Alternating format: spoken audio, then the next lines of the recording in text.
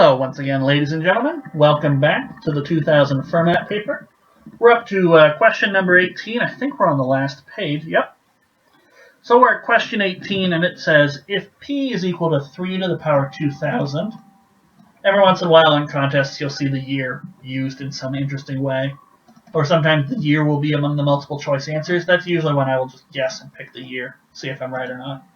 But if p is equal to 3 to the power 2000 plus 3 to the power of negative 2000, and q is equal to 3 to the power 2000 minus 3 to the power of negative 2000, then the value of p squared minus q squared is, okay. So every once in a while you'll see questions like this that, these are wildly beyond anything your calculator could do. So when that happens, I notice, hey, 3 to the 2000, and this is sort of like 3 to the 2000. So maybe there's something I can do. And what I'm going to do is I'm going to introduce a little variable. So 3 to the negative 2000. Well, that's just 3 to the negative 1 times 2000.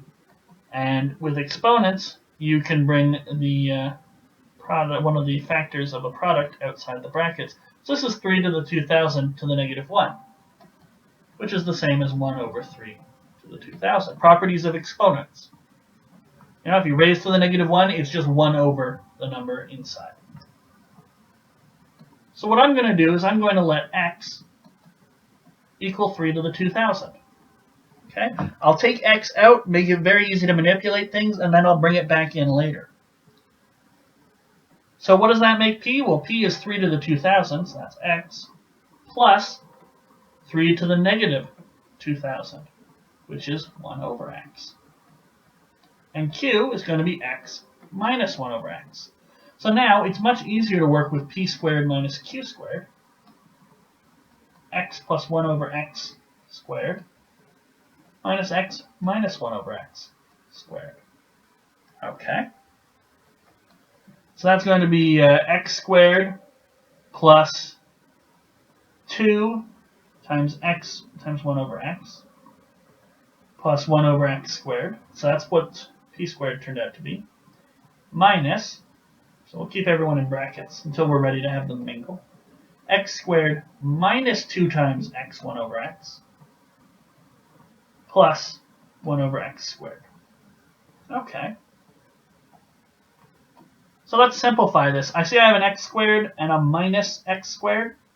And I have a 1 over x squared minus 1 over x squared.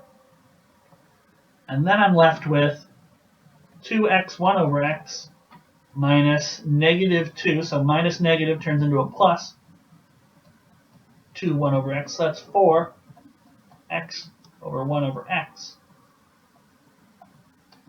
And these x's are going to cancel each other out.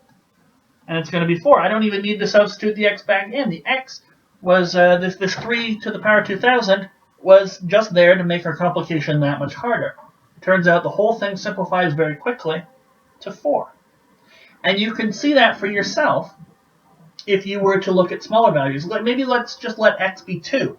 So then p is 2 plus a half, which is 2.5, and q is going to be 2 minus a half, which is 1.5. So 2.5 squared minus 1.5 squared, well, look at that, it's 4. And you can try with other things.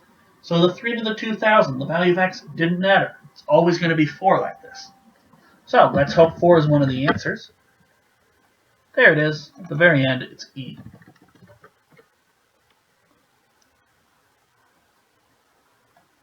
And that about does it for question 18. Join me in the next video as we look at question 19, which is talking about an ant. So we'll see what the ant does in the very next video. Thank you so much for watching. Feel free to throw a like on the video if you thought that was a really interesting question.